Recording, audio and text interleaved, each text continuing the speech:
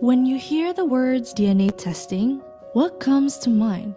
Within the microscopic world, each and every cell within our body boasts a great design which makes us unique. Because of that, DNA testing is the growing scientific and clinical practice to uncover and use that design for better health. At Knowledge Genetics, we believe that DNA testing should be standard practice, as it helps doctors more accurately tailor their recommendation to each of us, improving quality of care overall. Even so, DNA testing is still very much niche in this world, and only a handful of people have access to it. It is our goal to change that. Knowledge Genetics creates technologies to standardize and increase the accessibility of DNA testing for the Asian market. We distribute DNA testing technology to partnered research facilities and hospitals in order to provide high-class yet affordable personal care facilities to the public, instead of running a centralized lab. For patients, the process is quick, easy, and completely painless. Sampling can be through a simple buccal swab or a test. These samples will then be analyzed through our own tools and software, which we provide to partnered hospitals and laboratories to formulate a comprehensive DNA testing ecosystem. We are determined to help hospitals adopt genetic testing into their clinical practice in order to create an ecosystem where personalized care is standardized. Being tested with NALA means having a personalized report wherever you go. Patients can consult with doctors within our network regarding the results, who can then provide thorough recommendations regarding nutritional or medicinal needs, or prevention and screening needs catered to the individual. As you can see, the future of DNA testing is full of potential, and through collaboration with hospitals and research facilities to make testing more accessible, we are confident in bringing in the next era of healthcare. DNA testing for everyone. That is our goal. Make better health decision, make it personal. Knowledge Genetics.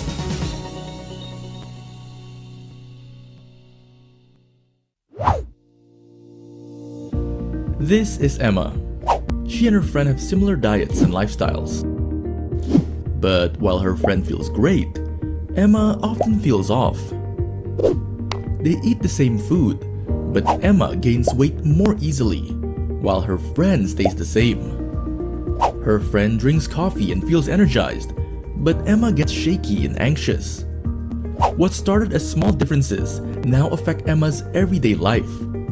She often feels tired, struggles to focus, and never knows what food will actually help her feel better.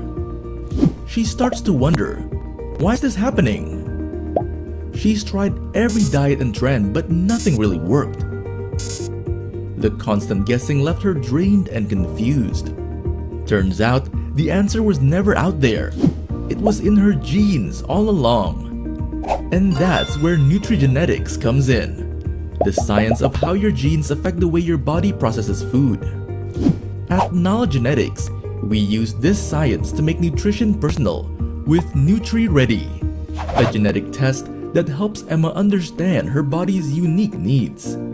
With just a small sample, Emma can unlock valuable genetic insights that help her understand her unique and personalized nutritional needs.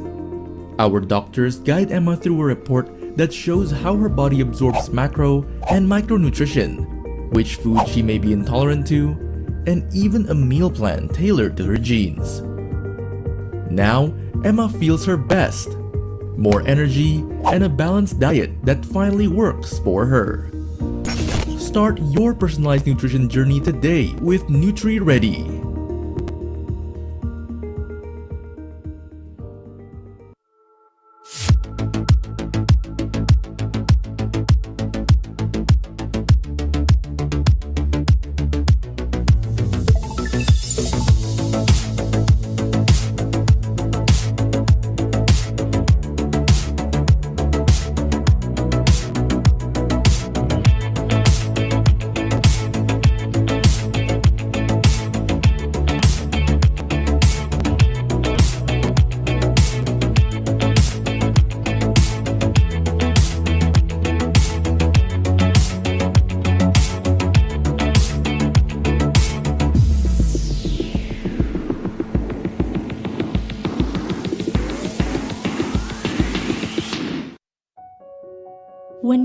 the words DNA testing. Baik, selamat pagi para dokter, rekan sejawat, dan partisipan lainnya. Selamat datang di Genetic Essential Training Series yang pertama di tahun 2026 ini. Terima kasih atas antusiasmenya para partisipan untuk hadir mengikuti training kita yang pertama dari Nala Genetics di tahun 2026 ini. Nah, pada kesempatan training kita hari ini, kita akan membahas integrasi nutrigenetik untuk kesehatan metabolik yang lebih baik. Dan tema ini juga diangkat dalam rangka banyak antusiasme dari para dokter dari sesi-sesi GET sebelumnya yang cukup besar untuk tahu lebih banyak mengenai nutrigenetik. Nah, perkenalkan saya Dr. Ervina Kimberly, Medical Affairs dari Nala Genetics yang hari ini akan menjadi moderator. Saya ucapkan selamat datang juga kepada para pembicara kita yang luar biasa, yaitu Dr. Gabriela Widya Karin, spesialis gizi klinik. Nah, sebelum kita memulai kegiatan hari ini, ada baiknya kita buka dengan doa terlebih dahulu agar kegiatan berjalan dengan lancar. Berdoa sesuai agama dan kepercayaan masing-masing, dipersilahkan.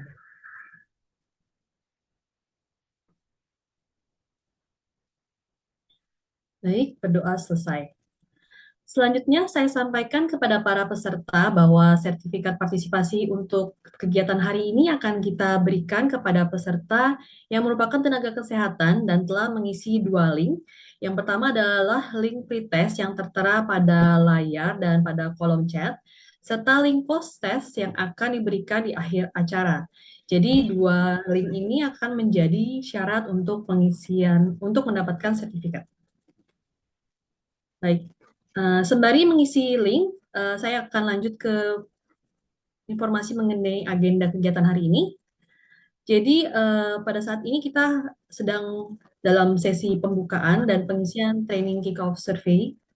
Kemudian nanti akan dilanjutkan sedikit pembahasan mengenai Nala Genetics dan pembacaan CV pembicara. Lalu kita akan lanjut masuk ke dalam sesi pemaparan materi dan fiduciary. Kemudian akan ada sesi Q&A dan penutupan.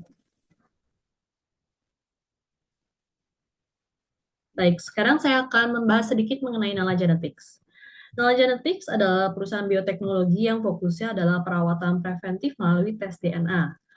Nala Genetics ini tumbuh dari pengalaman pribadi founder kami yang keluarganya mengalami efek samping obat yang cukup merugikan, dan dari situlah muncul produk pertama kami, yaitu pharmacogenomics. Kemudian saat ini produk kita sudah semakin berkembang, yang fokusnya masih dalam perawatan preventif dan mencapai kesehatan individu yang lebih baik dengan menganalisis DNA unik mereka. Next. Saat ini tim dari Nala Genetics terdiri dari berbagai expert dan KOL di bidang genomics di seluruh Asia. Next. Dan kami juga banyak melakukan kerjasama dengan berbagai rumah sakit, lembaga, universitas di seluruh Indonesia dan di Asia Tenggara. Berikut adalah layanan yang tersedia di Nala Genetics, mulai dari farmakogenomik, ada RX Ready dan RX Max, yang dapat menilai kompatibilitas obat mulai dari 180 hingga 350 obat-obatan. Kita juga ada Cancer Panel yang fokus melihat terapi targeted untuk kanker, dan juga ada Lifestyle Genomic, yaitu Nutri Ready yang fokus terhadap trait seputar nutrisi, dan Life Ready fokus terhadap trait seputar wellness. Kita ada juga genetic testing untuk risk prediction test, yaitu Cardiac Ready untuk menilai resiko terhadap penyakit kardiovaskular, dan Mammo Ready untuk melihat resiko terhadap penyakit breast cancer. Selain itu, kita ada companion diagnostic untuk NIPT dan hereditary panel. Sedikit informasi bahwa GET ini dilaksanakan setiap bulannya, jadi harapannya nanti dokter-dokter bisa mendaftar untuk ikut webinar di setiap bulannya, dan kita juga selalu ada promo-promo spesial di setiap sesi GET kita.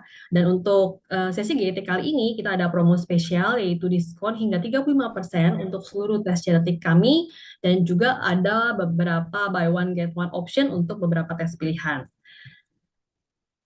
Next. Nah, ini adalah promo-promonya. Untuk para dokter dan partisipan yang tertarik untuk mengambil promonya, silakan untuk menghubungi tim kami dengan nomor yang tertera di bawah ini. Baik, tanpa berlama-lama lagi, kita akan masuk ke sesi materi pada hari ini dengan Dr. Gabriela Widya Karin SPGK. Saya izin membacakan CV Dr. Karin terlebih dahulu. Dr. Karin menyelesaikan profesi dokter di Fakultas Kedokteran Unika Atmajaya pada tahun 2018 dan menyelesaikan PPDS Gizi Klinik di FKUI RSCM pada tahun 2025. Saat ini Dr. Karin berpraktek sebagai dokter spesialis gizi klinik di Rumah Sakit Eka Hospital MT Haryono dan spesialis gizi klinik di Nala Genetics. Dr. Karin juga pernah berpraktek sebagai dokter umum di Rumah Sakit MRCCC Siloam Semanggi dan pernah menjadi dokter internship di Rumah Sakit Kasih Ibu Tabanan Bali. Dr. Karin juga pernah menjadi Research Assistant for Nutrition di Human Nutrition Research Center FKUI. Baik, kepada Dr. Karin, saya persilahkan untuk membawakan sesi materi pada hari ini. Selama sesi, jika dokter-dokter nanti atau partisipan ada pertanyaan, silakan untuk menuliskan di kolom chat dengan format nama, institusi, dan pertanyaan. Kepada Dr. Karin, waktu dan tempat saya persilahkan. Terima kasih, Dokter Vina. Sebelumnya salam kenal, saya Dokter Karin. Selamat pagi kepada semua dokter, kemudian sejawat sekalian, Bapak dan Ibu. Terima kasih sudah menyempatkan waktu untuk datang pada pagi hari ini.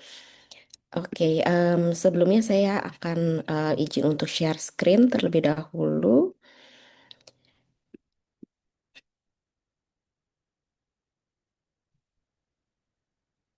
Apakah sudah terlihat, Dokter Vina? Oke, saya akan memulai.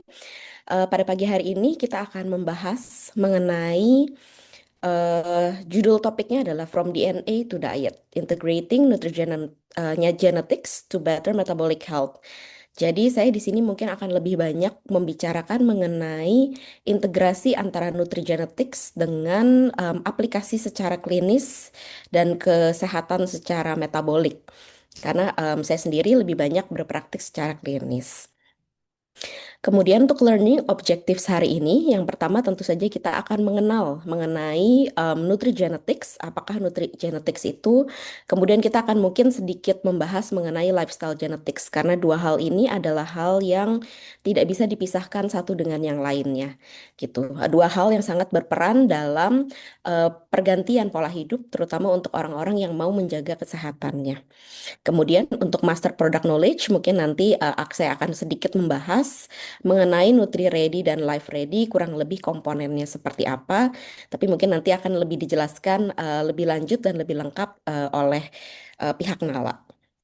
Kemudian saya akan membahas juga mengenai bagaimana kita menerapkan nutrigenetics hasilnya ini dalam aplikasi secara klinis dan juga menerapkan rekomendasi-rekomendasi baik itu secara dietary maupun secara lifestyle secara umum. Kemudian yang terakhir adalah kita akan integrasi ke dalam praktik sehari-hari karena tentu saja hasil genetik ini kita tadi tidak hanya melihat dietary dan lifestyle saja, tapi juga kita mengintegrasikan misalnya nanti dengan hasil laboratorium atau kebiasaan-kebiasaan pasien, stres ataupun obat ataupun yang pasien alami secara kondisi klinisnya. Oke, kita akan mulai masuk ke dalam pembahasan why genetic testing for nutrition. Kenapa sih nutrigenetics ini penting kita lakukan dan mengapa kita perlu melakukan pemeriksaan genetik secara umum. Jadi manusia sendiri sebenarnya genetiknya itu sama 99,9%. Variasinya itu hanya terdapat pada 0,1%. Dan inilah yang menyebabkan seseorang itu mempunyai mungkin gambaran yang lebih dikenal adalah matanya warnanya berbeda, rambutnya berbeda, kulitnya berbeda. Nah, tapi ini juga mempengaruhi bagaimana tubuh itu merespon terhadap nutrisi, tubuh merespon terhadap lingkungan sekitar. Atau misalkan seseorang lebih rentan terhadap penyakit tertentu, dan bagaimana lingkungan itu juga saling berperan satu sama lain. Kemudian sekitar 40% penyakit itu biasanya melibatkan banyak genetik, mungkin sampai dengan mencapai 40%. Tantangannya itu kalau kita membicarakan nutrisi, di mana nutrisi yang kita kenal secara umum zaman dulu mungkin itu adalah one size fits all. Jadi kalau misalkan kita mau menjaga kesehatan, oke nutrisinya seperti ini gitu. Jadi sudah ada listnya. Kemudian kalau misalkan kita mau menurunkan berat badan, oke listnya seperti ini. Kalau kita mau meningkatkan berat badan, listnya seperti ini. Kita punya penyakit tertentu, makanan yang boleh dimakan seperti ini, yang tidak boleh dimakan seperti ini. Sesuai biasanya kita menggunakan rekomendasi-rekomendasi yang sudah dikeluarkan, baik itu di dalam negeri dalam bentuk angka kecukupan gizi, atau misalkan di luar negeri melalui WHO. Kemudian em, kalau misalkan tadi kita membicarakan nutrisi, genetik ini masuk karena ada variasi-variasi. Nah, variasi-variasi ini membuat respon tubuh terhadap berbagai macam nutrien ini berbeda. Sehingga di sini kita sebenarnya tidak bisa melihat satu persatu. Gimana pun juga nutrisi itu juga saling berinteraksi di dalam tubuh. Nutrisi itu juga berbeda-beda, baik itu dari absorpsinya, metabolismenya, dan itu banyak ditentukan atau dipengaruhi oleh variasi dari genetik yang kita miliki. Dan setiap orang memang biasanya adalah unik. Kemudian kita biasanya memang menerapkan kepada pasien dengan jenis trial dan error gitu. Nah, tapi pada beberapa pasien, terutama pasien-pasien dengan resiko yang tinggi, approach secara trial dan error ini mungkin menyebabkan resiko-resiko tertentu pada pasien, dan ini sebaiknya kita minimalisir. Mungkin tidak bisa kita hindari 100%, tapi sebaiknya kita minimalisir, salah satunya adalah dengan pemeriksaan genetik. Jadi, pemeriksaan genetik yang kita targetkan adalah menjadi precise nutrition. Ini merupakan salah satu solusi yang dapat kita pertimbangkan untuk memberikan pasien-pasien kita a personalized insight. Di mana personalized insight atau pandangan personal yang memang based on genetics ini dapat meningkatkan kesehatan pasien, dan biasanya kita targetnya adalah di bagian preventif dibandingkan dengan kuratif. Oke, next. The future is precision medicine. Mungkin kata-kata ini akan sedikit canggung kita dengar 20 tahun yang lalu. Tapi kalau saat ini, semuanya ini sekarang sedang menuju ke yang kita sebut precision medicine. Baik itu dari nutrisi, baik itu dari penanganan penyakit, cancer, penyakit kardiovaskular, penyakit apapun itu sekarang mentargetkan ke precision medicine. Karena precision medicine ini mulai disadari bahwa tidak ada tubuh manusia yang sama. Oleh karena itu sebenarnya tidak ada obat yang cocok untuk semua jenis penyakit. Kemudian kita harus melihat pasien per pasien, bagaimana kita harus menterapi pasien, itu semua harus di-tailored atau disesuaikan dengan kondisi pasien, baik itu secara biologisnya maupun bahkan secara mentalnya gitu. Traditional approach yang biasa kita dilakukan saat sebelum ada genetik ataupun kita mengenal yang disebut precision medicine ini, itu adalah kita menerapkan RDI gitu. Sampai sekarang pun sebenarnya kita masih menggunakan hal ini karena general population sebenarnya kita bisa menggunakan RDI sebagai baseline untuk terapi-terapi nutrisi terutama. Kemudian kita biasanya menggunakan jenis trial dan error untuk suplementasi. Kita kemudian evaluasi, tapi memang trial dan error ini tentu saja resikonya adalah ya banyak coba-cobanya. Kemudian reactive to symptoms, di mana kita melihat kemudian gejala yang timbul seperti apa. Advice-nya dietary-nya juga biasanya sifatnya adalah generik, jadi tidak diperhatikan pasien per pasien, tapi kita ya secara umum saja. Tentu saja artinya personalisasinya menjadi lebih terbatas. Sedangkan keuntungan dan target kita adalah precision approach, di mana kita menggunakan salah satunya adalah genetic profile. Tidak 100% tentu karena memang harus kita relate dengan berbagai macam hal yang lain, tapi ini sangat membantu kita untuk melakukan personalized nutrition, terutama pada saat kondisi-kondisi kita sudah mencoba melakukan hal yang tadi general population lakukan, tapi ternyata tidak berhasil. Nah, target intervention terutama from day one. Kenapa? Karena genetik itu tidak berubah. Jadi sifat secara genetik sebenarnya tidak berubah. Nah, itu mungkin bisa memberikan kita pandangan yang baru terhadap pasien-pasien kita dan yang lebih terarah. Tentu saja kita banyak dan targetnya terutama adalah kita bekerja di preventive dan predictive medicine.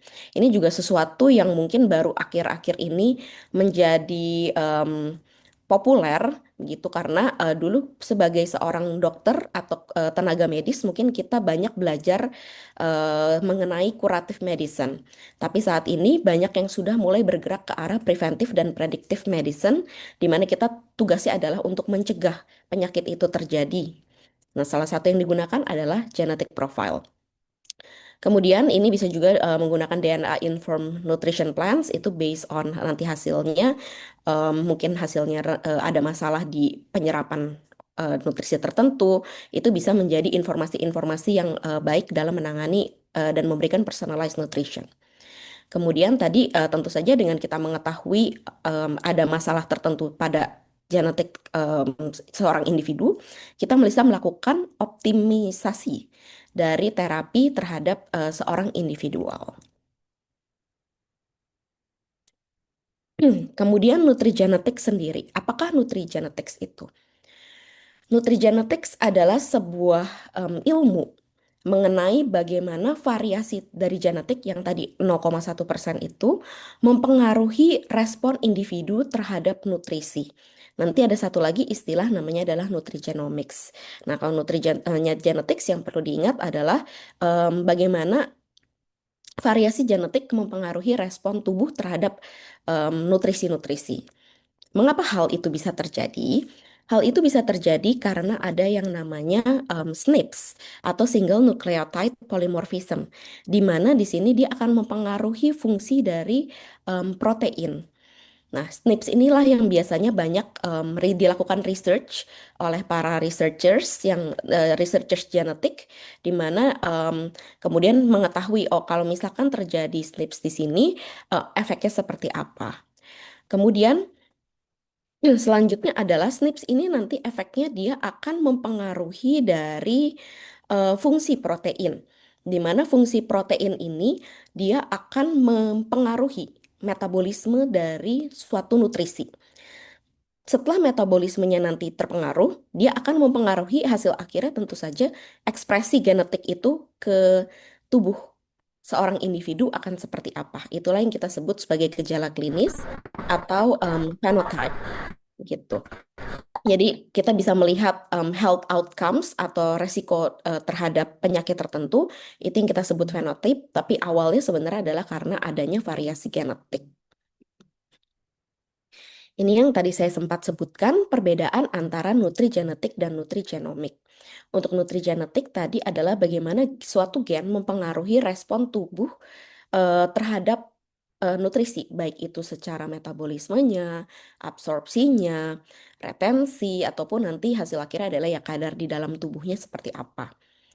Tapi nutrisi itu sendiri sebagai faktor lingkungan sebenarnya mempengaruhi respon dari genetik. Bagaimana komponen bioaktif dalam suatu makanan itu bisa mempengaruhi dari ekspresi gen. Inilah yang kita sebut nutrigenomik. Ini dipengaruhi dengan yang kita sebut sebagai epigenetik. Kemudian kalau tadi kita sudah mengetahui apakah nutrigenetik itu, bagaimana kita menginterpretasikan nutrigenetik sebenarnya lebih penting daripada hasil nutrigenetiknya sendiri. Karena nutrigenetik itu kalau dibaca oleh orang awam mungkin akan sulit diinterpretasikan gitu. Critical understanding-nya, key point-nya adalah yang sudah di bold di sini. Higher tidak sama dengan excessive intake, lower tidak sama dengan current deficiencies. Itu adalah yang perlu dipegang sebagai seorang klinisi. Jadi kalaupun nanti hasil dari nutrigenetics ini hasilnya bisa higher, bisa lower, bisa juga normal, bisa juga influences. Untuk hasil higher tidak berarti bahwa asupannya berlebihan begitu. Jadi atau absorpsinya berlebihan. Untuk hasil lower ini bukan berarti juga pasiennya mengalami defisiensi. Karena ini berbeda dengan hasil exact seperti kita lakukan pemeriksaan darah. Eh, Kalau kita membicarakan nutrigenetik, sebenarnya nutrigenetics ini lebih bergerak pada predisposisi atau tendencies dari tubuh. Jadi kalau misalkan hasilnya adalah lower predisposition, di mana ini ada resiko untuk penurunan efisiensi, misalnya efisiensi dari absorpsi, gangguan di konversi, atau misalkan retensinya. Sehingga hal ini akan menyebabkan seseorang lebih beresiko untuk mengalami defisiensi. Kemudian efeknya jadi apa? Efeknya adalah kita mungkin memerlukan angka kecukupan gizi yang lebih tinggi dibandingkan dengan orang pada umumnya. Kemudian respon dari suplementasi mungkin tidak terlalu bagus. Dan kemudian suplementasinya mungkin memerlukan jenis yang lebih proaktif atau dosis yang lebih tinggi atau yang absorpsinya jenisnya lebih mudah diabsorpsi, bisa seperti itu. Kalau higher predisposition, di mana di sini tendensinya adalah clearance-nya dari darah itu lebih rendah. Kemudian circulating levels-nya juga meningkat dan retensi di jaringan mungkin lebih baik. Efeknya adalah apa? Efeknya adalah bisa terjadi akumulasi. Akumulasi terutama kalau misalkan mikronutrien atau makronutrien itu didapatkan dari suplementasi, terutama mikronutrien. Contohnya misalnya fat soluble vitamin seperti vitamin A, D, E atau K itu ada resiko-resiko toksisitas, terutama kalau dapatnya dari suplementasi. Kalau dari makanan sebenarnya agak sangat jarang. Kemudian untuk asupan mungkin sebenarnya tidak perlu setinggi dengan RDI.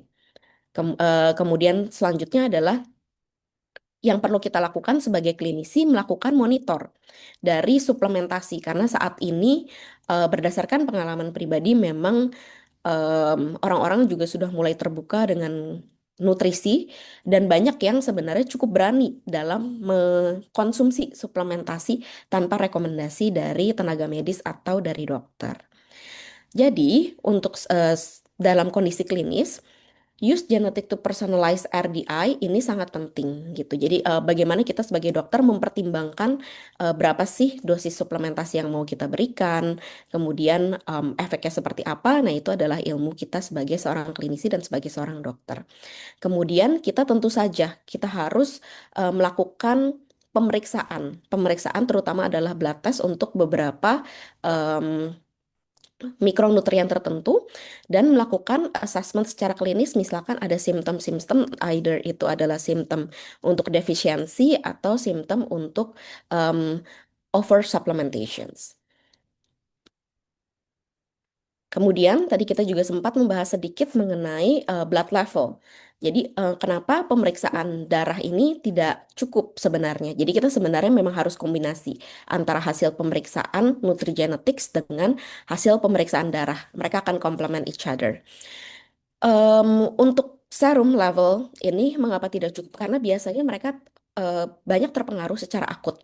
Jadi ada shifting temporary, kemudian juga mereka sangat terpengaruh dengan asupan makan dalam 1 sampai dengan 2 hari, 24 sampai 48 jam. Kemudian itu menunjukkan memang konsentrasi nutrien tersebut di dalam darah pada saat dilakukan pemeriksaan. Tapi pada intinya memang sangat terpengaruh oleh banyak hal yang biasanya sifatnya adalah akut. Kemudian kalau untuk kita harus komplement sebenarnya untuk pemeriksaan darah ini dengan nutrigenetics. Kenapa? Karena nutrigenetics lebih bergerak di bagian long term gitu. Jadi untuk genetik sendiri karena kita membahas nutrisi, kemudian sifat genetik itu sendiri yang tidak berubah, itu kita bisa memprediksi sebenarnya metabolisme secara jangka panjangnya seperti apa. Kemudian efikasi dari penggunaan di sel seperti apa dan juga absorpsinya seperti apa. Sehingga kita bisa mengatakan bahwa kita bisa melakukan preventive medicine. Kemudian kalau sebagai klinisi memang paling sulitnya adalah melakukan translation kepada pasien, menjelaskan kepada pasien sehingga pasien itu mengerti kondisi tubuhnya dia. Itu adalah yang paling susah karena sebagai medis saya sendiri sering menggunakan bahasa-bahasa yang mungkin masih terlalu medis begitu untuk menjelaskan kepada pasien.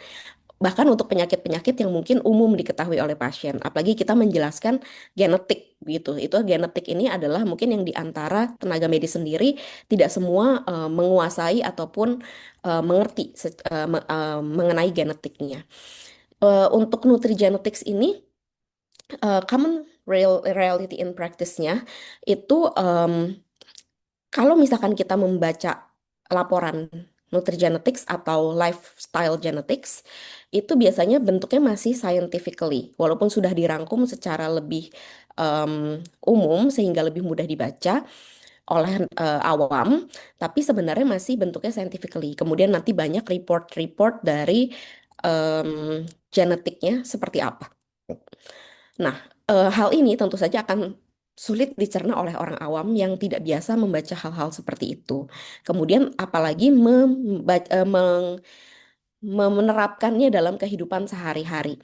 Karena itu biasanya nanti kita harus membantu pasien untuk mengerti hasil reportnya seperti apa, sehingga mereka bisa melakukan perubahan, terutama dalam lifestyle mereka, baik itu dalam konsumsi nutrien, suplementasi, kemudian kalau di lifestyle genetics mungkin kita membahas mengenai olahraga, sleep hygiene, dan lain-lain begitu.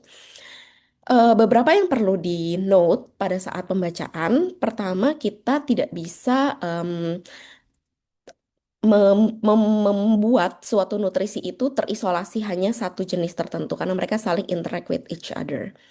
Kemudian kita juga harus menyatukan antara clinical judgment dengan algoritma dan hasil dari genetics. Karena kita tidak bisa membaca benar-benar exactly seperti yang tertulis saja, tapi kita harus juga menggunakan clinical judgment. Contohnya misalkan pada kondisi dikatakan penyerapannya tinggi, tapi kita kemudian ada resiko defisiensi juga tapi dari pasiennya misalkan karena lifestyle tertentu. Sehingga yaitu kita harus juga gunakan clinical judgment untuk menjelaskan kepada pasien dan memberikan nasihat yang sesuai. Kemudian bagaimana dengan over supplementation, terutama kalau kondisi saat ini yang saya lihat memang banyak orang-orang yang mungkin terlalu aktif dalam melakukan suplementasi diri sendiri. Atau misalkan jenisnya yang terbalik, over restriction, jadi takut makan segala. Nah, makanya tadi yang harus di-highlight adalah bahwa hasil genetics ini adalah sebuah tendencies dan harus dilihat secara holistik sebagai tenaga medis supaya kita tidak over supplementation ataupun over restriction. Kemudian untuk mengerti mengenai gene, ini beberapa contoh dari hasil NutriReady, mungkin tidak bisa dijelaskan semua. Saya mengambil beberapa contoh seperti yang paling sering bermasalah, antara lain vitamin D, kemudian magnesium, dan juga zat besi. Beberapa gene yang diperiksa untuk vitamin D, contohnya CYP2R1, magnesium TRPM6, dan iron TMPRSS6. Fungsinya masing-masing kalau untuk CYP2R1 ini adalah aktivasi dari vitamin D. Kemudian yang magnesium ini adalah pada transport magnesium. Kemudian yang iron ini adalah berperan dalam regulasi homeostasis zat besi. Kemudian tadi kita membahas mengenai ada yang kita sebut sebagai variasi. Nah, variasinya ini juga biasanya terletak pada alel, di mana alel ini ada alel yang normal, ada alel yang tendensisnya kemudian meningkatkan resiko, ada alel yang ternyata menjadi protektif begitu. Untuk contoh dari vitamin D ini, dia beresiko untuk menurunkan level, karena dia berperan di aktivasi vitamin D, dia berperan dalam menurunkan kadar vitamin D di dalam darah. Sehingga respon yang bisa diberikan sebagai seorang klinisi adalah bisa meningkatkan suplementasi atau meningkatkan dari bahan makanan sumber atau melalui paparan sinar matahari. Untuk magnesium, contohnya misalnya alel yang T itu lebih beresiko mengalami hipomagnesemia. Sehingga kita harus melihat nih apakah ada gejala-gejala seperti cramping atau misalkan mudah merasakan lelah, lemas. Nah, itu kita bisa mengarahkan ke arah sana untuk melihat apakah pasien ini kira-kira ada gejala ke arah hipomagnesemia. Kalau untuk yang zat besi, ini beberapa variasinya itu bisa menurunkan absorpsi dari zat besi yang bisa meningkatkan resiko dari anemia. Tapi respon selanjutnya sebagai klinisi apa yang bisa kita lakukan? Kita bisa menyarankan pasien untuk melakukan pemeriksaan, entah itu anemia artinya pemeriksaan hemoglobin, tapi lebih lanjutnya sebenarnya kita bisa melakukan pemeriksaan dari ferritin sebelum melakukan suplementasi dari zat besi. Itulah tadi yang saya maksud antara kombinasi antara hasil lab kemudian juga dengan hasil tes genetik karena mereka akan complement each other sehingga kita bisa lebih target. Sedangkan kalau kita blindly hanya mengecek saja akan terlalu banyak hal yang harus dicek, kurang lebih seperti itu. Kemudian ini adalah juga contoh tadi lebih lengkapnya kalau kita hanya membahas satu gene. Kalau di sini sebenarnya dari NutriReady sebenarnya dia melakukan pemeriksaan terhadap beberapa gene. Seperti contohnya tadi CIP2R1, kemudian GC, kemudian ada juga gene yang VDR. Ini efeknya sebenarnya berbeda-beda dan karena nutrigenomics ini juga berdasarkan nutrigenetics maaf, ini berdasarkan penelitian.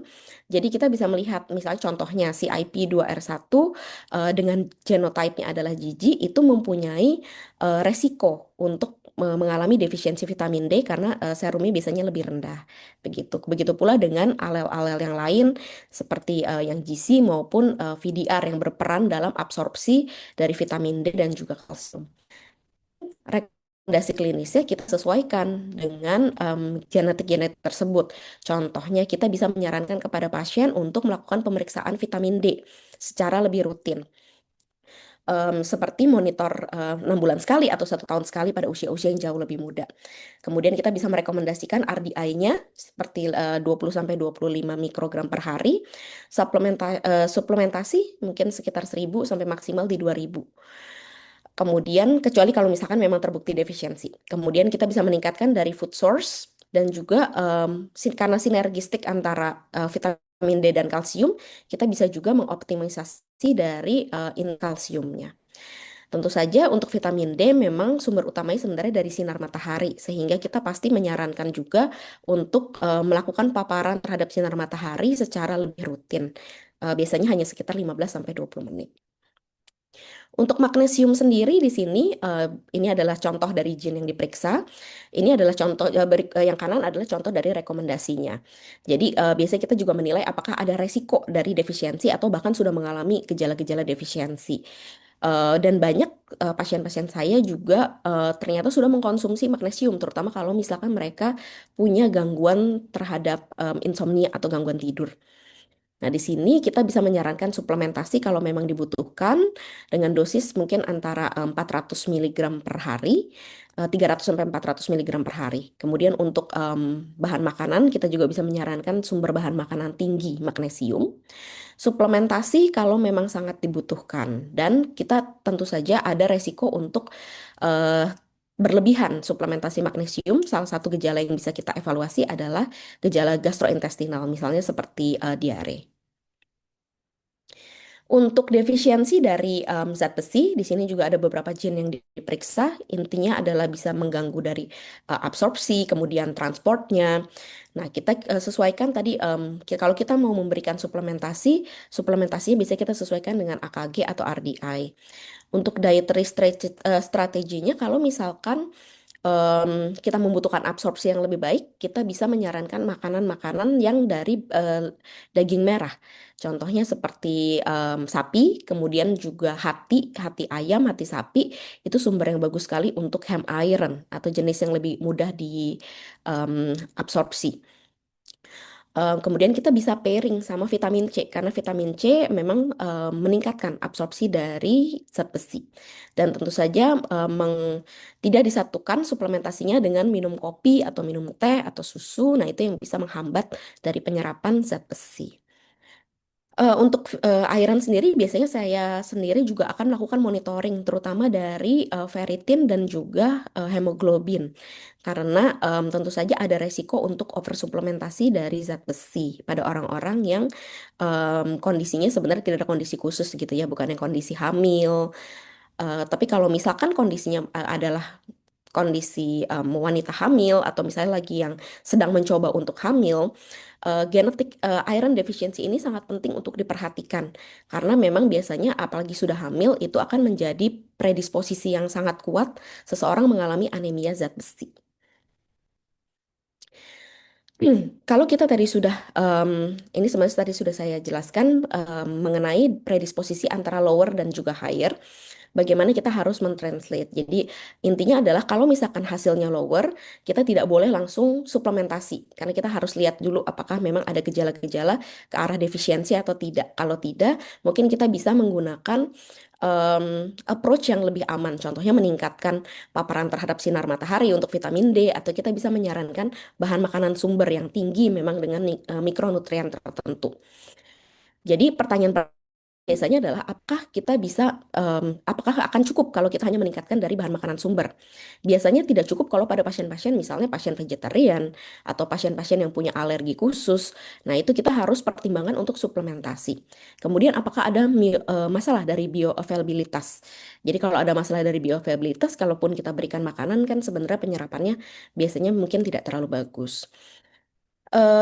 Sehingga itu akan mempengaruhi dietary strategies-nya. Jadi prioritize dari nutrisi yang memang tinggi nutrien tersebut, atau misalkan kita co-pairing seperti tadi vitamin C dan zat besi. Kemudian kita juga bisa melihat bagaimana absorpsi dari nutrien tersebut di dalam usus. Jadi suplementasi biasanya kita rekomendasi pada kondisi-kondisi yang memang kalau menurut pertimbangan kita secara klinis itu tidak mungkin dicapai dengan hanya asupan makanan saja. Dan kemudian kalau misalkan pun kita merasa oh ternyata dia tidak memiliki gejala defisiensi tapi juga dia nurut gitu ya, misalkan bisa memaparkan diri ke sinar matahari, tapi ternyata ada gejala-gejala defisiensi dari contohnya misalnya vitamin D, tentu saja kita harus lebih agresif dalam mempertimbangkan, oh pasien ini sepertinya membutuhkan suplementasi. Sedangkan hasil higher kebalikannya, ini juga tidak berarti bahwa seseorang kelebihan dari nutrisi tersebut. Sehingga kita tetap harus memperhatikan terutama pasien-pasien yang mengkonsumsi multivitamin. Dosisnya itu harus kita lihat apakah berlebihan atau tidak. Kemudian yang kedua, apakah ada gejala-gejala tadi over supplementations. Untuk makronutrien metabolisme ini kita membahas juga mengenai makronutrien. Ini adalah beberapa gene yang dilakukan. Impact-nya kurang lebih sebenarnya mirip. Jadi pada karbohidrat ini adalah metabolisme glukos. Jadi kita tidak membicarakan prediabetes atau diabetes, tapi kita membicarakan metabolisme dari karbohidrat. Terutama di sini adalah glukosa dan juga respon dari glukosa. Jadi kalau misalnya hasilnya higher, ada kemungkinan bahwa orang ini memetabolisme glukosa lebih tinggi dibandingkan orang lain sehingga efeknya ya gula darahnya bisa lebih tinggi dibandingkan dengan orang pada umumnya. Kalau pada protein ini ada gene yang diperiksa. Ini impactnya salah satunya adalah bagaimana protein menjaga berat badan dan juga menjaga rasa kenyang. Pada fat ini contohnya bagaimana peran terhadap fatty acid dan juga respon-respon terhadap absorpsi dari omega 3, omega 6 atau saturated fat. Pada intinya balance diet memang bagus, memang penting, tapi belum tentu secara universal akan memberikan efek. Dan biasanya memang efeknya tidak sama, pasti berbeda-beda setiap orang. Sehingga pada saat seseorang mau melakukan diet kemudian gagal, ini bukan berarti kadang-kadang pasiennya memang bandel begitu, tapi bukan non-compliance, tapi mungkin ada faktor-faktor genetik yang menyebabkan terjadi kegagalan tersebut. Ini sama kurang lebih untuk karbohidratnya. Di sini kita bisa melihat beberapa gene yang diperiksa, kemudian rekomendasinya seperti apa. Mungkin nanti saya akan sedikit membahas lebih banyak di kasus gitu. Nanti kita akan sedikit membahas kasus. Pada intinya rekomendasinya adalah di 35 sampai 40. Mungkin kalau untuk pasien-pasien terutama kalau misalkan dia memiliki gula darah yang memang sudah terbukti tidak baik. Tapi kalau misalkan masih baik sebenarnya kita bisa rekomendasikan masih di 45 sampai dengan 65. Kemudian tentu saja kita harus fokus di lower glycemic index foods. Kemudian tentu selanjutnya adalah kita mengurangi asupan dari refined karbohidrat, terutama adalah gula. Meal timingnya juga penting, monitoringnya juga sangat penting, di mana kita harus memonitor gula darah, terutama pada pasien-pasien yang memang sudah memiliki gula darahnya ini tidak baik. Untuk protein di sini contohnya adalah genetik TFAP2B. Strategi dari protein selama tidak ada gangguan ginjal, kita bisa naikin proteinnya. Jadi proteinnya itu bisa 30%, bisa di 30%, itu sekitar 1,5 gram per kilogram body weight.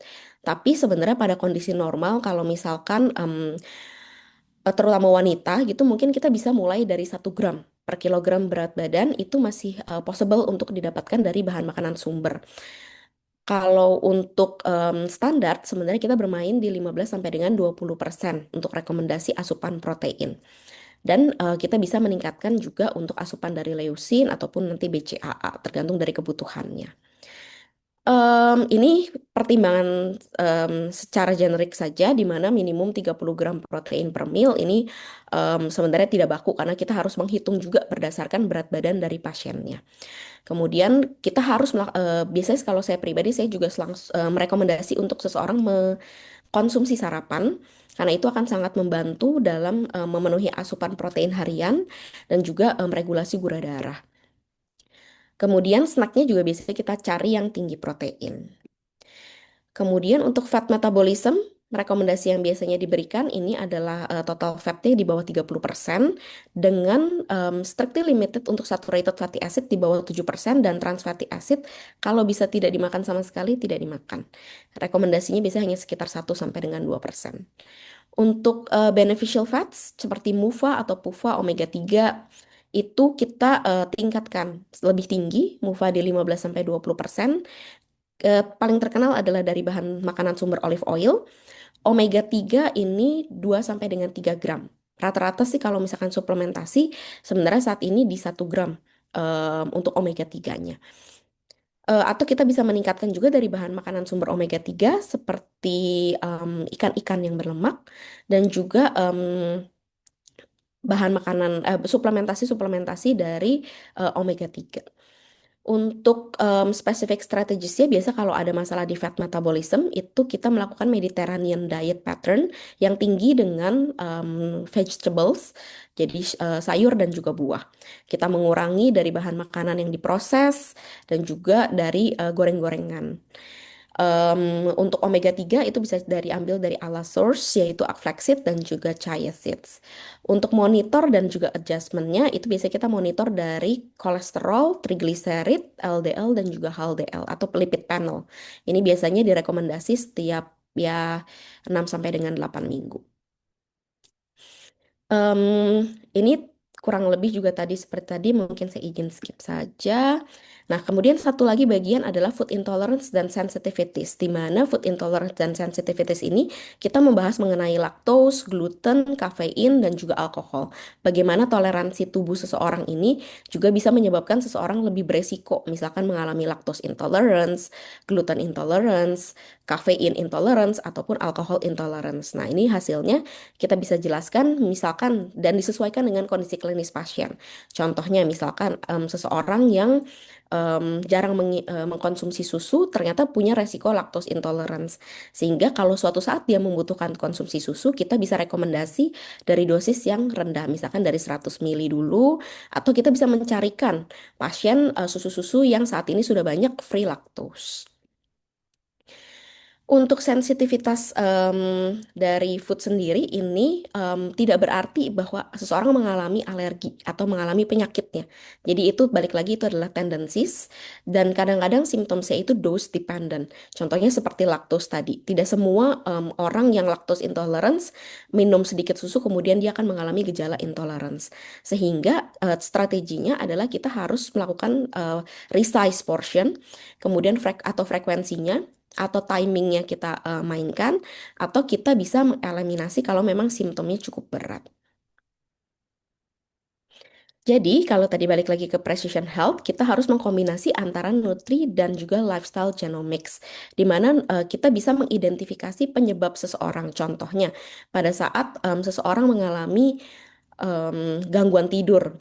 Kita bisa menilai apakah memang itu dari defisiensi suatu nutrien seperti iron deficiencies atau memang dari sleep hygiene-nya ternyata tidak bagus, jadi faktor lingkungannya yang kuat. Kita bisa melihat dari genetiknya sendiri apakah ada resiko atau tidak. Kemudian kita bisa melakukan preventif secara yang lebih komprehensif dengan menilai metabolik dan juga lifestyle factor-nya. Memang ini dibutuhkan konsultasi yang cukup panjang karena kita perlu menggali lebih dalam lagi. Kemudian hasilnya tentu saja biasanya lebih baik karena kita bisa memaksimalkan resultnya. Karena genetik, kemudian nutrisi dan juga ditambah dengan lifestyle-nya, biasa hasilnya memang lebih bagus. Oke, ini tadi contoh saja untuk Nutri-Ready dan Life Ready. Mungkin kalau ada pertanyaan nanti bisa dilanjut. Saya izin untuk lanjut ke case pasien. Untuk case patient ini jadi contoh. Jadi kasusnya adalah Mr. R, usia 40 tahun, di mana di sini dia adalah status gizinya adalah overweight. Kalau dengan status gizi European, tapi kalau misalkan dengan status gizi Asian sebenarnya sudah obesitas 1. Kemudian activity levelnya dia cukup aktif, goalnya dia ingin menurunkan berat badan. Jadi kita biasanya akan menanyakan reason for testing, kenapa seseorang mau melakukan genetic testing. Dia akan memilih misalnya I am curious about how genetic profile relates to nutrition, lifestyle, and exercise. Nah di sini clinical questions ya, genetik apa yang kita bisa berikan saran atau kita rekomendasikan terhadap Mr. R untuk mencapai goals weight loss-nya ini. Ini adalah summary-nya, jadi dia memiliki hasil higher untuk nutrien-nutrien tersebut, lower untuk nutrien tersebut, dan influences untuk nutrien-nutrien ini. Mungkin kita highlight langsung beberapa yang memang prioritas pada saat seseorang ingin menurunkan berat badan. Contohnya misalnya seperti vitamin D, di sini ada kecenderungan untuk rendah. Kemudian di sini karbohidrat dan juga kolesterolnya dia cenderung untuk higher. Kalau kita lower untuk hasil lower di sini ada omega 3, vitamin D, omega 6 dan saturated fat. Di mana di sini nanti bisa mempengaruhi seseorang dalam kondisi dia mau diet. Nah, kalau tadi contohnya dengan contoh yang sudah diberikan, misalkan seseorang si Pak R ini lower vitamin D dan ini memang banyak terjadi pada orang-orang yang mengalami obesitas juga cenderung untuk defisiensi vitamin D. Kita bisa rekomendasikan lebih agresif. Kita bisa rekomendasikan paparan terhadap sinar matahari, meningkatkan asupan, bahkan langsung suplementasi. Tapi memang suplementasinya kita biasanya low dose dulu, kecuali memang pasien bersedia untuk melakukan pemeriksaan darah dari vitamin D, kita bisa naikkan atau adjust dosisnya sesuai dengan hasil dari blood testnya seperti apa. Magnesium ini juga berperan penting, terutama kalau pasien tadi mempunyai masalah dari tidur atau gejala-gejala defisiensi yang berhubungan dengan masalah otot atau mudah capai. Ini kita bisa rekomendasikan, biasanya sih awalnya memang hanya dari food source. Tapi kalau kita lihat sepertinya memang ada kecenderungan ke arah defisiensi, kita bisa langsung rekomendasikan suplementasi. Selama fungsi ginjalnya tadi dalam batas normal. Untuk zat besi ini biasanya memang harus cek dulu monitor dari hemoglobin dan ferritin, baru kita suplementasi kalau memang terjadi defisiensi. Untuk food intolerance ini juga tadi memang sih kalau pada saat orang lagi diet kita tidak merekomendasikan seseorang minum susu bila tidak ada kebutuhan khusus. Tapi kalau misalkan tadi memang ada gejala lactose intolerance, kita artinya bisa juga tidak memberikan rekomendasi seseorang untuk mengkonsumsi susu kecuali memang ada kebutuhan khusus. Misalnya pada orang-orang yang sudah lanjut usia. Gluten intolerance ini kalau misalkan dia ada peningkatan resiko hasilnya influenza seperti ini, kita akan menurunkan atau bahkan menyarankan pasien untuk tidak mengkonsumsi gluten, terutama yang tepung yang pasta, mie, atau roti-rotian, itu kita minta untuk jangan dikonsumsi karena biasanya lebih sensitif, selain tadi sensitif untuk penyakit celiac disease, tapi mungkin juga dia sebenarnya sensitif terhadap berat badannya. Jadi kita lebih terarah dalam menjelaskan kepada pasien. Untuk kafein dan alkohol ini biasanya nice to know karena tidak terlalu berperan dalam berat badan kecuali memang pasiennya mengkonsumsi alkohol dengan cukup rutin. Kemudian kafein ini kalau misalkan dikombinasi dengan susu atau dengan gula, nah ini kita bisa melakukan intervensi di situ. Ini untuk live ready, mungkin kita membahas sedikit mengenai tidur karena tidur juga sangat berperan penting. Pada pasien ini memang ada caffeine induced insomnia. Tadi mengapa selalu biasanya diperiksa berbarengan antara Nutri dan lifestyle genomics karena ada yang saling komplement. Seperti yang kalau di sini caffeine induced insomnia, artinya kita merekomendasikan pasien untuk tidak mengkonsumsi either itu kopi, teh, atau coklat, atau soda setelah biasanya jam 5 atau jam 6 malam. Kita lebih rekomendasikan minum kalau mau minum pun di pagi ataupun di siang. Dan juga misalnya di late sleep phase, artinya ada kesulitan untuk masuk kondisi tidur. Nah, itu biasanya kita akan menilai sleep hygiene-nya juga. Jadi dari environmental factors-nya seperti apa dan dari genetiknya kalau higher seperti ini, artinya kan memang ada tendensi seseorang untuk kesulitan tidur. Nah, itu kita bisa memberikan sleep hygiene, mengajarkan sleep hygiene yang lebih baik atau bahkan merekomendasikan beberapa suplementasi seperti tadi contohnya magnesium. Oke, jadi ini untuk tadi vitamin D dan juga magnesium. Pada pasien ini juga ada resiko nih peningkatan stress fracture dan fragility fracture. Efeknya kemana? Biasa efeknya adalah ke olahraga.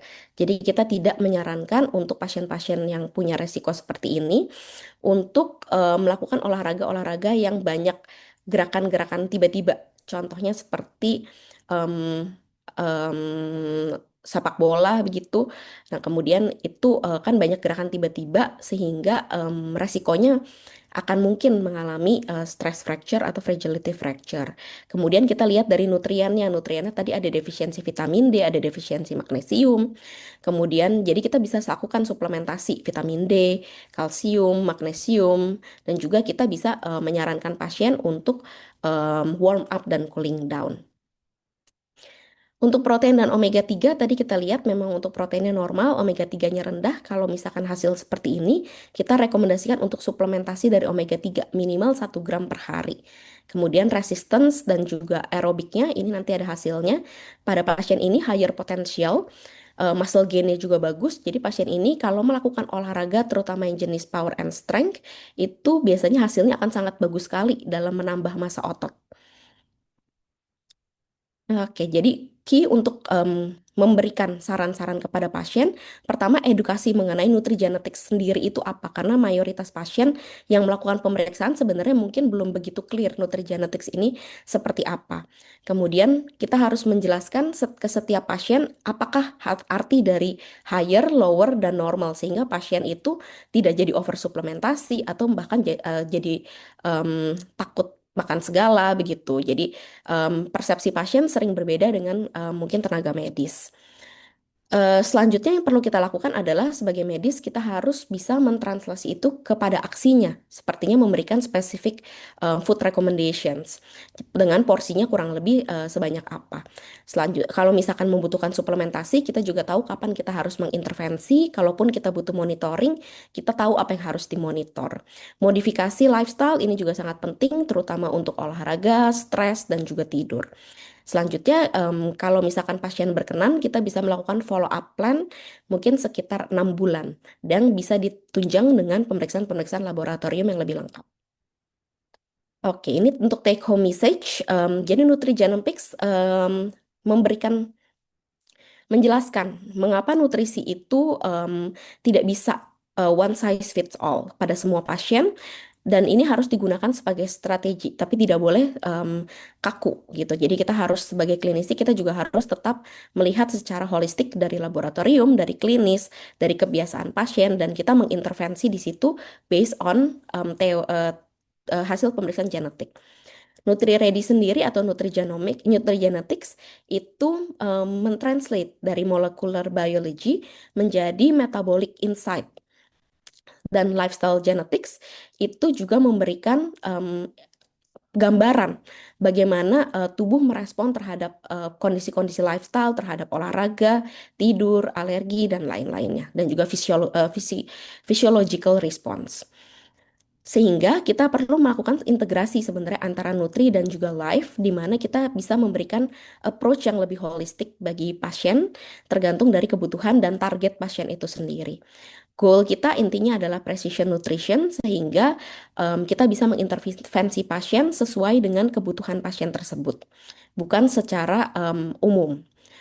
Dan baik Nutri dan juga Life Genetics itu harus patient oriented, di mana patientnya itu harus mengerti apa yang dijelaskan oleh tenaga medis, sehingga dia tidak menjadi ketakutan atau menjadi terlalu santai begitu karena hasilnya bagus misalnya. Jadi dia harus mengerti artinya dan bisa mendapatkan manfaat-manfaat dari pemeriksaan dan perubahan lifestyle-nya. Baik, sekian yang mungkin saya dapat jelaskan pada pagi hari ini. Terima kasih untuk partisipasi dan juga perhatiannya.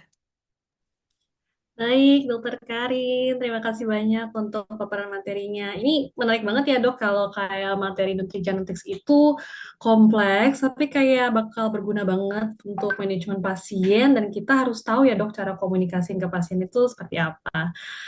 Makasih banyak, Dok, untuk paparannya. Nah, sebelum nanti masuk ke sesi Q&A, saya izin menjelaskan sedikit mengenai NutriReady dan LiveReady ya, Dok. Oke. Nah, ini adalah sekilas mengenai NutriReady. Jadi NutriReady adalah produk dari Nalan Genetics yang fokusnya adalah pemeriksaan genetik untuk trait seputar nutrisi, intoleransi makanan, dan juga trait seputar energy balance. Jadi pemeriksaan NutriReady ini bisa membantu dokter dan pasien untuk melihat kenapa sih ada individu yang ternyata responnya itu berbeda, padahal jenis makanannya misalnya sama. Jadi nanti tes ini akan melihat traits yang seputar makronutrien, mikronutrien, sensitivitas makanan, dan juga traits energy balance. Next. Di NutriReady nanti dokter dan pasien akan menerima report seperti yang terlihat pada layar. Reportnya ada summary dan ada pembahasan setiap jenis nutrisinya. Nanti harapannya dengan pemeriksaan NutriReady ini bisa mendukung pasien untuk penyusunan rekomendasi diet yang lebih personal dan lebih terarah. Next. Lalu kita juga ada Live Ready. Live Ready biasanya menjadi pemeriksaan yang komplementari dengan Nutri Ready yang bisa melihat traits genetik seputar wellness, yaitu pemeriksaan traits seputar olahraga, alergi, kesehatan kulit, dan juga traits longevity. Next. Jadi memang area yang diperiksakan dalam Live Ready cukup luas. Ada traits seputar performance atletik di fitness, juga sensitivitas ada seputar alergi. Alerginya juga ada berbagai jenis traits. Kita bisa melihat traits juga next untuk kesehatan kulit, dan juga traits seputar longevity yang cukup komprehensif. Dan harapannya dengan tes ini nanti dokter dan pasien juga lebih mudah untuk melihat atau memilih aktivitas fisik yang sesuai, pendekatan perawatan diri, perubahan gaya hidup yang lebih personal sesuai dengan hasil dari tes genetiknya. Baik, next. Nah, sebelum masuk ke sesi tanya jawab, saya ingin sedikit mengingatkan untuk para partisipan yang belum mengisi link pretest untuk bisa mengisi pretestnya terlebih dahulu. Linknya sudah ada di kolom chat ya, karena ini akan menjadi salah satu persyaratan untuk mendapatkan sertifikat. Nah, sekarang kita mulai untuk sesi tanya jawabnya. Sebentar. Di kolom chat ada pertanyaan, Dok, dari Dokter Rina. Halo dok, semisal hasil dari NutriReady-nya ternyata genetiknya menunjukkan ke arah lower untuk trace vitamin D. Tapi saat kita periksakan tes lab, ternyata vitamin D-nya normal atau batas bawah gitu ya dok. Biasanya kalau dari sisi dokter, tata laksana untuk pasien ini baiknya seperti apa ya dok? Apakah mengikuti genetiknya atau kita lihat dari lab-nya? Mungkin seperti itu kali ya dok. Oke, terima kasih pertanyaannya, Dokter Rina, sebelumnya. Ya, jadi kalau untuk vitamin D ya, vitamin D ini memang sering hasilnya lower gitu. Jadi memang ada tendencies dari orang ini ada masalah mungkin di absorpsinya atau di transportnya sehingga dia lebih beresiko untuk mengalami defisiensi. Tapi memang balik lagi tadi karena hasil genetik itu adalah hasil predisposisi atau hasil tendencies itu tidak selalu sesuai Jadi benar sekali pertanyaannya, tidak selalu hasil labnya itu pasti akan rendah vitamin D-nya. Kalau misalkan ternyata dia sudah lakukan pemeriksaan vitamin D, kemudian dari hasil laboratorium ternyata hasilnya normal nih, begitu. Normal atau batas bawah. Nah, kalau ini normalnya tergantung angkanya berapa sebenarnya. Kalau batas bawah, ini kan sebenarnya mungkin angkanya 30 ya, biasa batas bawahnya. Itu hasilnya normal. Kita harus lihat dari seperti yang tadi saya sempat jelaskan, untuk vitamin D sendiri kan sebenarnya sumber utamanya dari matahari. Kita bisa menilai, tanya sama pasiennya, apakah ternyata dia memang sering bekerja atau sering olahraga di luar ruangan sehingga paparan mataharinya tuh sebenarnya cukup banyak, atau dia memang sering mengkonsumsi bahan makanan yang tinggi vitamin D begitu. Atau jangan-jangan dia sudah mengkonsumsi suplementasi vitamin D sendiri. Itu perlu kita evaluasi untuk kita bisa menentukan saran yang mana. Kalau saya biasanya kalau misalkan nih dia ternyata sudah sering olahraganya di luar, artinya paparan sinar mataharinya biasanya cukup. Nah, ini kita lihat dulu juga. Kalau misalkan kadang-kadang pada kondisi tertentu, misalkan hasilnya saat ini normal, bukan batas rendah ya, kita bicara normal. Kalau kita misalnya hasilnya normal, maka kita evaluasi. Kalau pada di Indonesia sebenarnya cuma 2 musim, mungkin tidak terlalu terpengaruh, tapi kalau seperti kondisi misalkan akhir-akhir ini yang sering hujan sehingga dia jadi tidak bisa keluar, dengan tendensi genetiknya mungkin lower, kita perlu evaluasi lebih agresif begitu. Apakah jangan-jangan nanti dia mengalami defisiensi karena dia sekarang jadi jarang keluar gitu. Karena biasanya paparan sinar matahari cukup, sekarang paparan sinar matahari tidak cukup. Tapi kalau misalkan dan ini biasanya pada pasien-pasien saya yang terjadi pada pasien-pasien saya yang tinggal di 4 musim begitu. Misalkan tinggal di Hong Kong atau tinggal di China begitu. Itu mereka 4 musim pada saat winter itu biasanya normal nih karena mereka banyak jalan di luar begitu, paparan sinar matahari cukup. Begitu winter mereka jarang keluar, defisiensi vitamin D-nya muncul. Nah, itu jadi ada kita harus tanya ke arah sana. Kalau misalkan ternyata tidak ada tendensi seperti itu dan hasilnya normal, sebenarnya kita tidak perlu lakukan suplementasi. Tapi saya pribadi biasanya tetap menyarankan untuk menaikkan dari bahan makanan sumber vitamin D. Tapi kalau hasilnya batas bawah, biasa saya akan menyarankan untuk minum dengan dosis maintenance saja, yaitu biasanya di sekitar 600 sampai 1000 international unit. Dan kita sarankan untuk lakukan pemeriksaan vitamin D setahun sekali. Kurang lebih seperti itu mungkin jawabannya. Mungkin dari Dokter Ina, Oh, apakah cukup menjawab? baik. Berarti evaluasinya lumayan banyak ya dok, nggak cuma dari hasil lab, tapi lihat dari kebiasaan pasiennya juga selama ini seperti apa, dan lihat dari sisi lingkungannya pasien tinggal saat ini seperti apa gitu ya, untuk melihat kita akan manajemennya seperti apa. Oke, baik. Benar Semoga banget, Dok. semoga menjawab ya, Dokter Rina. Oke, baik. Nah, ada lagi dok pertanyaan. Hmm, Halo dokter, saya dokter Sinta. Izin bertanya dok, semisal ada pasien saat ini sudah konsumsi banyak suplemen, lalu dia mungkin mengambil NutriReady dan hasil setelah keluar ternyata dari hasilnya tidak terlalu membutuhkan suplementasi sebanyak itu. Menurut dokter, apakah baiknya kita stop semua atau bertahap ya dok? Terima kasih. Ini mungkin dilema di pasien zaman sekarang ya dok, kayak mereka sudah kayak pinter untuk minum suplemen, terus ternyata dari hasil NutriReady-nya oh nggak perlu nih segini banyak gitu ya. Biasanya manajemen dari dokter seperti apa dok? Oke, iya. Ini juga saya lumayan beberapa kali dapat kasus seperti ini. Em, Memang dilema ya begitu. Jadi biasa pertanyaan pertama saya sebenarnya yang memberikan dari tenaga medis atau bukan. Karena kalau dari tenaga medis kita mungkin sedikit lebih aman lah gitu ya. Tapi kalau misalkan ternyata dia inisiatif sendiri dan mayoritas inisiatif sendiri sih bukan dari tenaga medis kalau yang suplementasinya banyak itu biasanya saya akan lihat yang pertanyaan kedua yang terpenting ginjalnya bagus atau enggak gitu. Apakah dia melakukan pemeriksaan ginjal rutin atau enggak? Kalau dia tidak melakukan pemeriksaan ginjal rutin, biar sekaligus nih gitu. Karena kan kalau banyak dibahas satu-satu, biasanya kita ada limitasi waktu ya. Jadi biasanya pertanyaan pertama saya tadi diberikan oleh tenaga medis atau tidak. Kemudian yang kedua, lakukan pemeriksaan medical check up terutama fungsi ginjalnya rutin atau tidak. Kalau misalkan dia tipe yang rutin, sebenarnya kita sedikit lebih tenang begitu karena artinya dia memang mengerti gitu ada resiko-resiko ke arah sana. Tapi kalau misalkan ternyata tipe yang mengkonsumsi suplementasi, tidak medical check up juga, cuman mungkin melihat dari sosial media ada fungsi seperti ini ya dia berani mengambil suplementasi tersebut. Biasanya saya edukasi lebih lanjut bahwa suplementasi itu ada resiko-resiko seperti ini.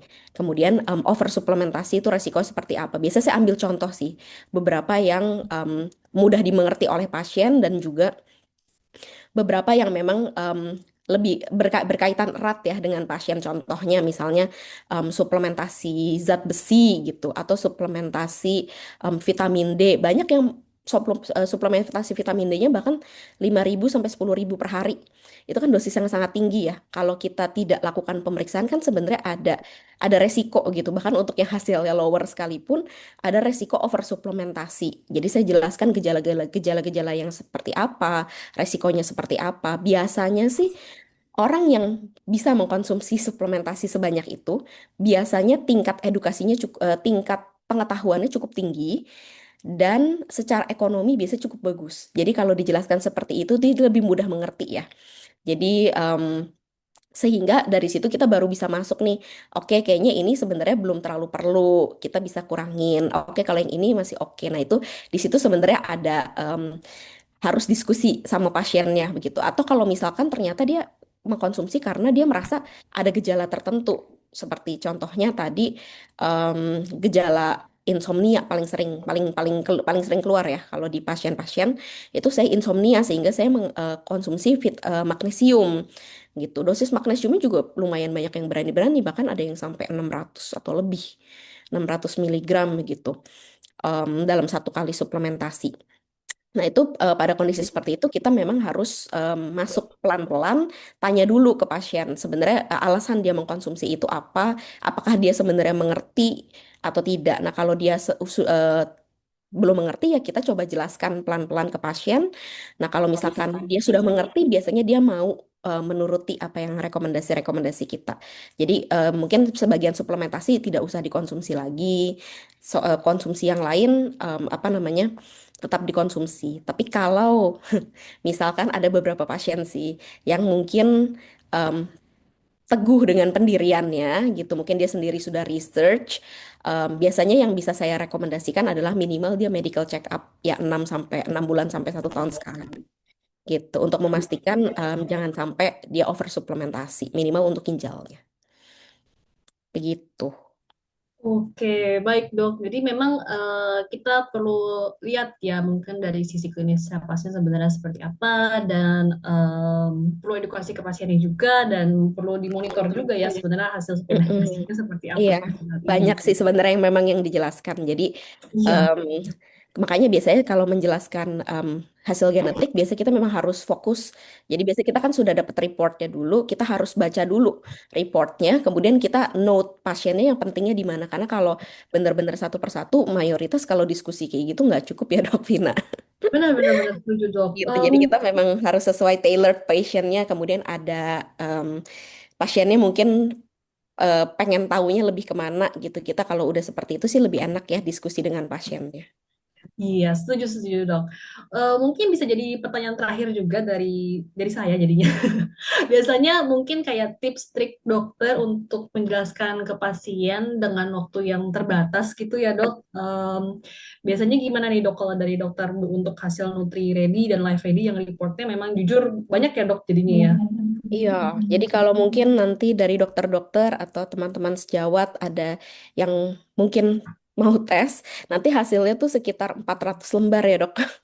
400, jadi 300 lembar untuk live ready, 100 lembar buat Nutri ready gitu. Jadi sangat banyak sekali. Em, tapi biasanya saya akan masuk dari summary gitu. Jadi summary ini kan sebenarnya sudah di summarize, tapi biasanya nanti terakhir saya tanya lagi apakah dari pasiennya ada concern khusus yang ingin ditanyakan dari selain summary itu atau tidak.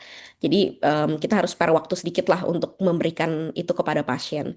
Tapi kalau misalkan tidak ada, itu biasanya kita dari summary saja gitu. Nah, untuk summary ini kita yang pertama harus di-highlight menurut saya satu bahwa pemeriksaan ini tidak exact ya. Jadi banyak pasien yang salah kaprah. Mereka saat melihat pemeriksaan ini kemudian merasa bahwa oh ini sama dengan pemeriksaan darah.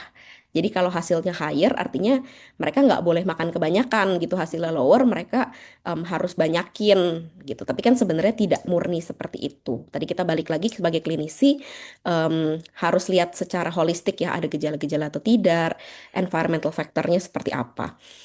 Kemudian yang kedua harus dijelaskan kurang lebih higher, lower, dan normal. Dan biasanya kalau saya pribadi lebih fokus ke yang lower karena lower kan lebih beresiko untuk apa namanya defisiensi. Jadi biasanya saya lebih fokus ke sana. Kecuali pasiennya bertanya secara spesifik gitu. Oh saya concern dok, saya pernah cek misalnya foto vitamin B12. Ternyata hasilnya di sini misalnya lower, tapi hasil saya ternyata cukup tinggi gitu atau normal. Itu kenapa gitu. Nah biasanya di situ baru diskusi lebih lanjut. Tapi kalau misalnya pasiennya tidak ada permintaan khusus, bisa saya fokuskan ke yang lower. Tujuannya tadi prediktif dan prediktif dan preventive medicine supaya kita bisa mencegah terutama untuk defisiensinya. Kalau untuk yang higher biasanya saya cuma note sebaiknya tidak jangan konsumsi suplementasi sembarangan gitu. Kalau dari makanan sih mayoritas aman. Oke, baik dok. Terima kasih banyak ya dok untuk tipsnya nih untuk Sama-sama cara dok. kita membaca Nutri-Ready dan Life Ready dan memberikan informasi yang lengkap tapi cukup ya untuk pasiennya gitu biar nggak terlalu bikin pasien pusing juga gitu ya dok ya karena reportnya lumayan komprehensif gitu ya. Baik untuk sesi Q&A kali ini saya izin tutup. Saya ingin ulang dulu nih promo untuk sesi GET kita yang pertama di tahun 2026 ada promo hingga 35% off untuk seluruh tes genetik dan buy one get one untuk beberapa tes pilihan. Jadi untuk para dokter, teman sejawat, partisipan yang tertarik untuk mengambil promonya, silakan banget untuk hubungi langsung ke Kak Cika di nomor yang tertera di layar.